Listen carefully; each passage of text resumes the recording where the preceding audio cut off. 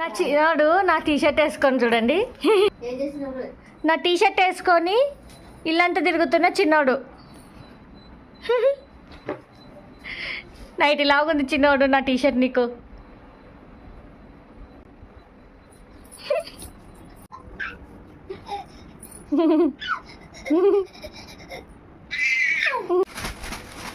చిన్నోడు